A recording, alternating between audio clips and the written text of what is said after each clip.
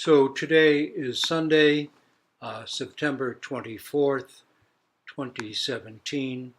This is the final day, second day of our Endless Path Zendo 2-day non-residential session. And today we will look at koan in the Hekigan-roku. Hekigan-roku is Blue Cliff record, and in Chinese, it's the Piyan Lu. We'll look at case number 32, Ting, stand still. Ting, in Japanese, his name would be Jojoza, asked Linji, in Japanese that would be Rinzai, what is the essential point of Buddhism? Linji, getting up from his seat, seized him, slapped him, and pushed him away. Ting stood motionless. A monk, standing nearby, said, Ting, why don't you bow? Just as Ting bowed, he suddenly became enlightened. Linji, or Rinzai, lived more than 1,000 years ago. Soto and Rinzai today are the essential schools of Japanese Zen. Soto is typically seen as quiet and introspective, and Rinzai, stemming from Linji, as vigorous and dynamic. Interestingly, Dogen, so central to the transmission of Soto Zen from China to Japan, held Linji, or Rinzai, in the highest regard, and in fact had completed much Rinzai koan training before heading for China and full enlightenment. Aitken Roshi, who eschewed violence, also loved Linji, a person of true insight. The third Japanese line, Obaku or Wangpo, was Linji's teacher, also still exists, but having stayed quite Chinese in form, never became truly Japanese, and so remains even today much less influential, though it was quite important when it first arrived. Our own Zen line combines the best of Soto and Rinzai. The 20th century Soto monk, Harada Dayun, was so dismayed over the vague responses he found in his Soto teachers on the issue of actual realization, he went to a Rinzai monastery and Rinzai Roshi to train. After completing all the koans and opening into full realization, Harada Roshi then returned to Soto, creating a vivid, unified line. Aitken Roshi and Kaplo Roshi, and so Endless Path Zendo, come directly out of this. In our pilgrimage to China in 2006, Rose and I saw a huge, brightly painted wooden thousand-armed Avalokiteshvara standing, facing out against the rear interior wall of the Dharma Hall at Linji's monastery. If the forms we inherit today of giving teisho were in place then, he sat facing it when giving teisho, or he may have sat before it with that huge figure looking down behind him, over his shoulder, over his head, down to the crowd. And there was quite a crowd of those in attendance listening. Just knowing the written record of his teaching did not reveal that this image of most profound and active compassion was the context for all of Linji's Dharma, for all his interactions, all his teishos. You had to see it, be there to get it. So, let's look at that case. Ting asked Linji, what is the essential point of Buddhism? Linji, getting up from his seat, seized him, slapped him, and pushed him away. Ting stood motionless. A monk, standing nearby, said, Ting, why don't you bow? Just as Ting bowed, he suddenly became enlightened. We don't know much about Ting, except that he was a senior monk and a disciple of Linji's, who later became a great master. At the time of the events in this koan, his Dharma eye was not yet opened or not yet fully opened. We can't be sure which. The story of Linchi's enlightenment has a connection with this case. Found in the record of Linchi, it is also case 86 in Shoyoroku, or Book of Serenity. Interestingly, a koan collection that's much favored in Soto tradition. It's what we examine after Hekiganroku, which is a Rinzai work. The case that is, in Shoyoroku about Linji's own enlightenment goes like this. Linji asked Wang Po, what is the great meaning of the Buddha Dharma? Sounds familiar. Wang Po hit him. This happened 3 times. Linji then took his leave and went to see Dayu. Dayu asked, where have you come from? Linji said, from Wang Po. Dayu said, what did Wang Po have to say? Linji said, I asked him 3 times, what is the great meaning of the Buddha Dharma? And I got his stick 3 times. I don't know if I was in error or not. Dayu said, Wang Po was overly gentle, like an old grandmother. He completely exhausted himself for your sake. Yet you come here and ask if you were in error or not. With these words, Linji came to great enlightenment. Wang Po's and Dayu's monasteries were 300 miles apart. In Zen circles, Linji's enlightenment is called a 300-mile tiger. One teacher was the head, the other the tail. 300 miles each way meant months of walking, there and back. Yet we hear nothing of the difficulties of that journey. On foot, one step after another, with no money, no food, no camp stove, no matches, no hiking boots.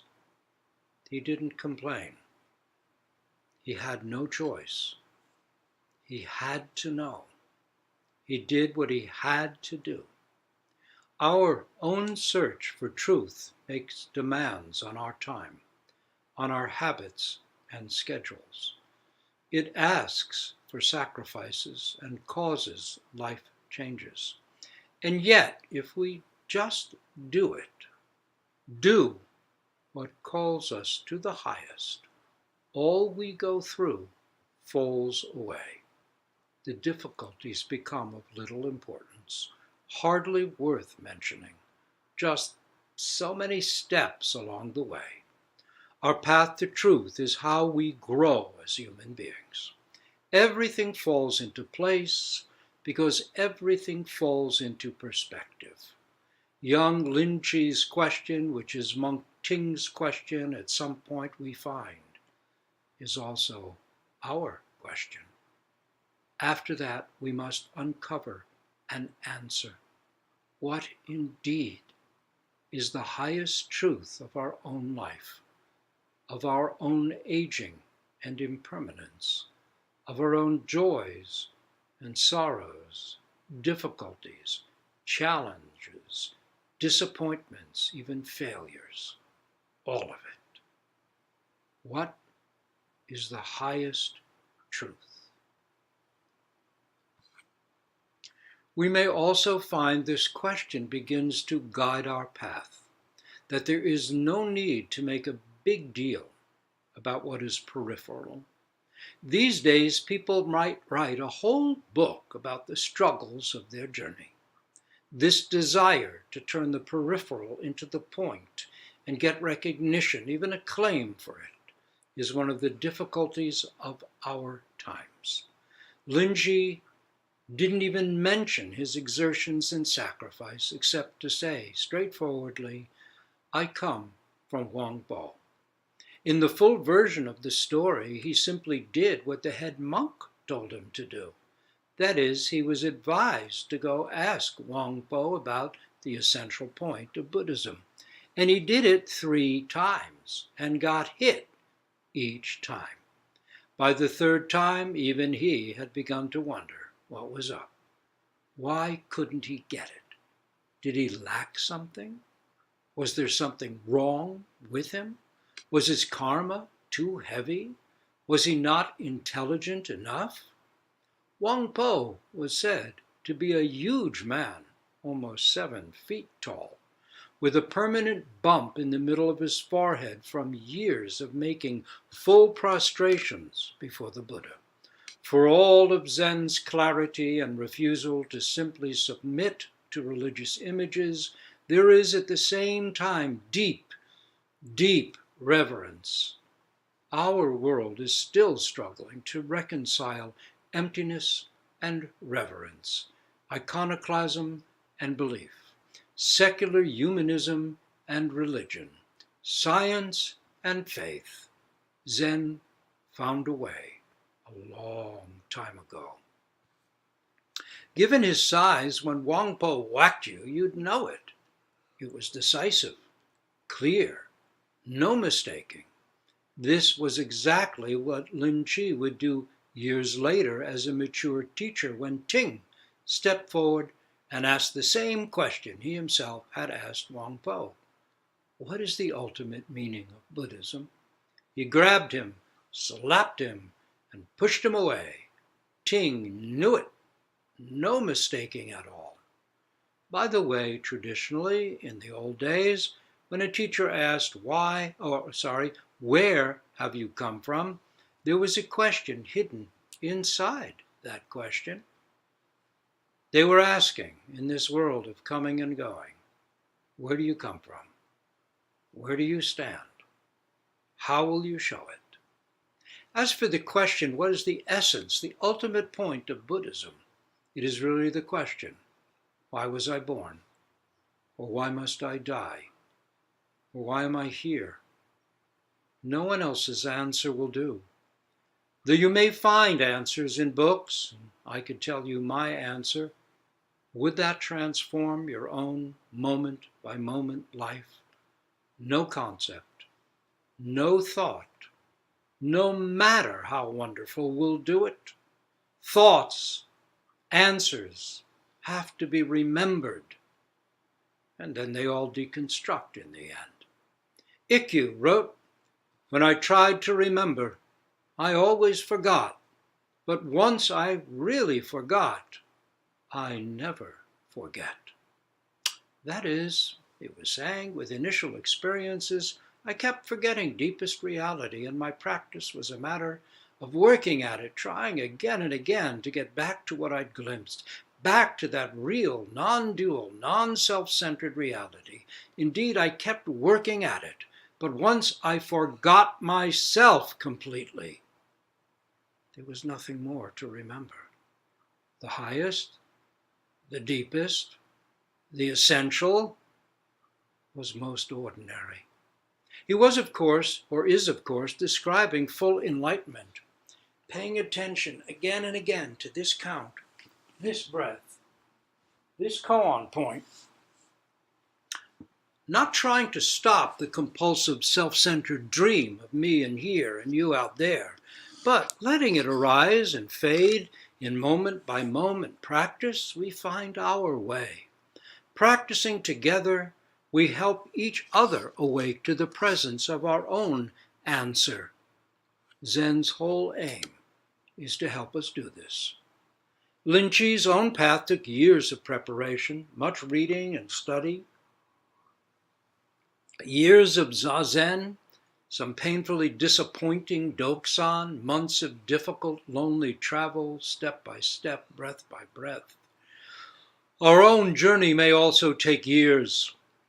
It will require dedication and courage to go beyond where we are, what we've learned, what we habitually believe, that something called I is in here, and everything else, raindrops, tulips, cats, ants, children, spouses, friends, are out there.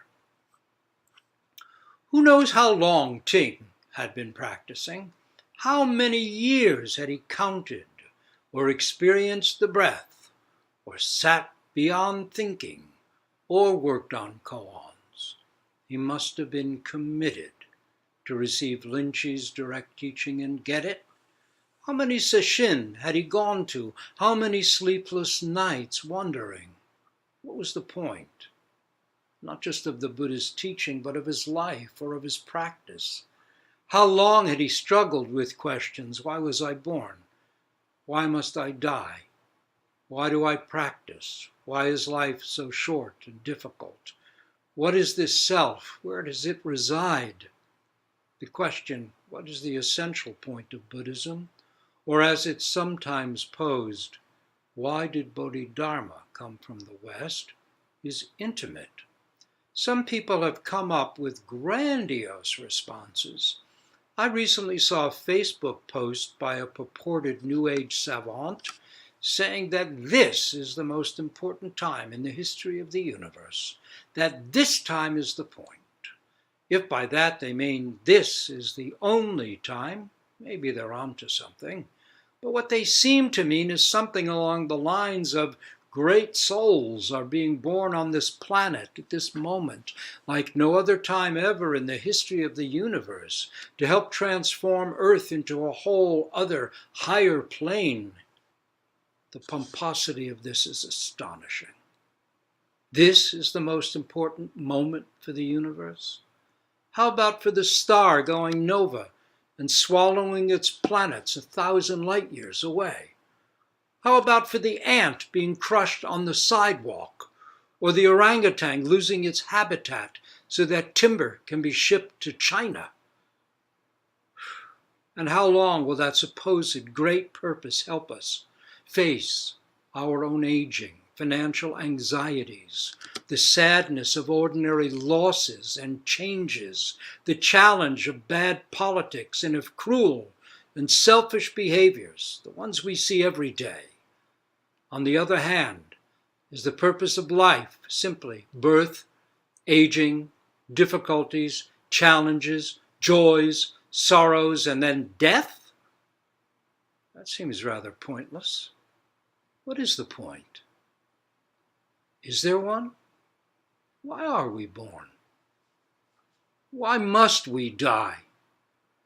Are we here only to endure what Shakespeare via Hamlet called the slings and arrows of outrageous fortune? Zen says, find out, and does all it can to help us. To make use of what it offers means that we practice sincerely, with scrupulous honesty, and a deep down willingness to continue on from wherever we are. One contemporary teacher called this open-minded curiosity. That is a genuine interest in finding out what lies ahead. But to do this, to find out what's ahead, there's a secret. We must do our best now, in and out of whatever our current situation or condition might be. Classical Buddhism says that being human is a truly great opportunity for spiritual work and growth, if we make use of it. Ting is making use of it. He is sincerely practicing. He is courageously asking a real question. What is the meaning of the Buddha's teaching? How can I realize it, know it intimately for myself? Intimately means in terms of my actual ordinary life. The enlightened layman Pong famously said over 1,000 years ago, my daily miracles, chopping firewood, carrying water, answering the phone, shopping at Wegmans. How are these miracles? It won't do to think how miraculous this is. That just adds a head to the one we have. It won't do to paint ordinary things as more wonderful than they are. Dogen said to study the way is to study the self. This very self. The one we know every day, the one we can't seem to get rid of. It's always there, creating a screen between us and everything around us, even intruding and trying to take over and run the show. But Dogen continues, To study the self is to forget the self. Ikkyu said, "Once I forgot, I never forget." Bodhidharma told Wei-ke to bring him the self that was causing so much distress, so much separation.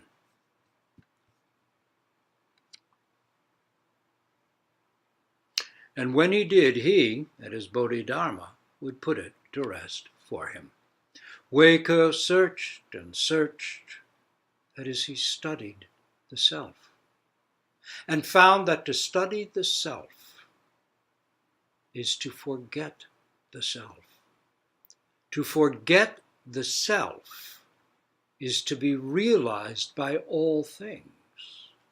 We are intimate with pigeon droppings, sunrise, sunset, grass blades in snow, grass blades in concrete, withered trees, falling leaves, an ant, a pencil, a smiling face, a frowning face, a crow's caw.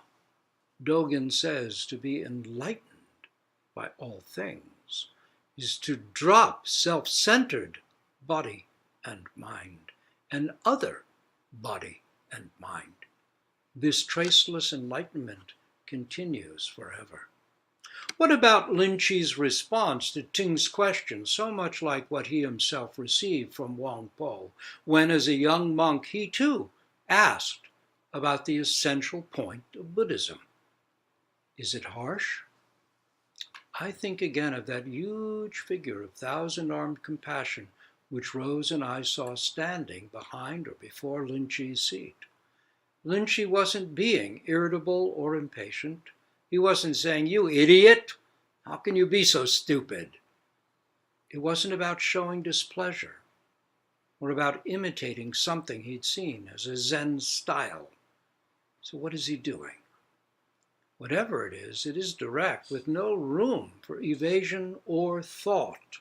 In fact, Ting stands still because Lin Chi's intervention has taken all his schemes, plans, ideas, habitual self-orientation away. Still, there's no excuse for imitating such actions. That would be an imitation Zen, which gives Zen itself a bad name. The teaching must meet the needs of the student. Roshi Kapleau used to say that the intellect can't be forced aside, but must be satisfied before we can go beyond it. Lin Chi, as a young monk, had studied Buddhism, knew the texts and teachings. He had come to the conviction that there was something more than the intellect, the senses, the body, something underlying or beyond it. He was ripe for Wang Po to direct him to it. The head monk, impressed with young Lin Chi's honesty and sincerity, saw it. Yet when that effort seemingly failed, Wang Po then sent him on to another teacher. Why? What did he sense? Amazingly, together, those two old teachers made one big tiger, and little isolated Lin Chi was devoured. The secret to the 300-mile tiger's life was Lin Chi himself. Lin Chi kept at it. He persevered. He brought the tiger to life. He walked 300 miles there and 300 miles back. Like Ting, he was committed, earnest, direct, but he had skillful help. Once the question had been presented to him, his mind was so open, he had to know what the essential teaching might be. The head monk who sent him to Wang Po with that question had been perceptive and skillful. He told young Lin Chi, who he saw as earnest and sincere, and who'd been practicing there for 3 years, to take this question to Doksan. Until then, the young Lin Chi had not gone, as he felt he had no question. He was just absorbed in the practice. The head monk, feeling the time had come to break up that settled calm, gave him a question and sent him into the teacher's room. Later, he also told Wang Po not to leave that young, sincere monk in confusion, but to send him on further with that question. For Lin Ji, he said, had the potential, young as he was, to become a great shade tree, capable of sheltering many beings. The head monk and Wang Po were a patient and trusting team. Together, they made one smallish tiger, which, given the size of Wang Po's monastery grounds, was about a mile or so in length. Years later, Lin Ji's expression of this, holding Ting, slapping him, pushing him away, and letting him go, could be a graphic summing up of Ting's life and our own. Held. This is the experience of our entrance into life. We are drawn by karma, held by life. Slap, we go through all manner of difficulties and challenges. Released, we die and disappear back into the mystery. Let's not forget Lin Ji immediately coming down off his seat. That is a straightforward teaching in itself. He got up, stepped down, and pulled the rug out from under Ting's feet, taking everything he'd clung to, even his question, away. Was Lin Ji answering Ting? Was he being arcane, rough, eloquent, insightful, skillful, wholehearted, selfless, bodhisattvic? When the thousand-armed Kanon springs to life and comes down off her seat in Lin Ji's Dharma hall, she becomes lively and ordinary. Picture the scene. 1,000 monks sitting in silence. Shosan, or public doksan, has begun. It is evening and somewhat dark, maybe flickering candles, the only light. Solemnity, silence, deep samadhi in the hall, absorption in this breath, this count, this sitting, depth upon depth. And what happened to Ting? What was going on as he stood there, motionless? Why is he motionless? And then, what happened when he bowed?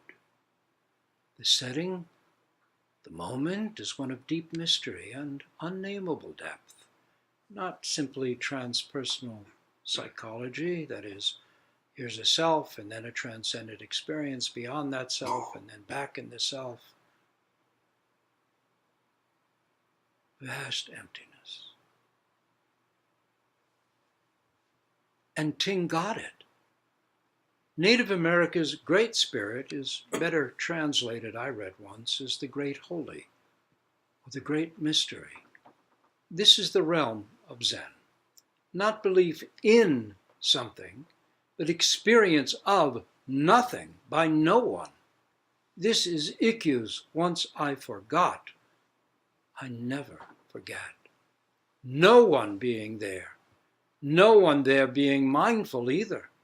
Mindfulness is a step beyond, mindlessness is a step beyond mindfulness. No one self-consciously there, but everything so present, immediate, specific, vivid, empty of limits, it can't be named.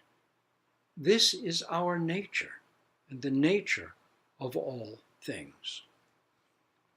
Like Ting, our life's work lies here, to know and then to bow, or maybe more accurately, to bow and then to know. However, if you merely think that grateful acceptance of life's difficulties is the point, you're 300 miles away. We don't simply walk the length of the tiger's body step by dedicated step, but must leap straight into its open maw, which does not mean becoming tense or overwrought or trying to mentally or physically force some kind of leap. Full attention to this count, this breath, this koan point, letting all go, all schemes, all insights, all fixings of problems at work or at home, all me in here, you out there, all that we cling to as our very, very own. It is that simple, which doesn't make it easy. Keep at it. Persevere. Return to your practice and persist until, devoured and still, you too will bow. With that one act, the last bit is thrown away. Or rather, it falls on its own, like overripe fruit. Instantly, everything, just as it is, springs vividly to life. The great tiger lies curled at our feet. The Buddha, Ting, Lin Chi, and all our ancestors snore peacefully away beside it.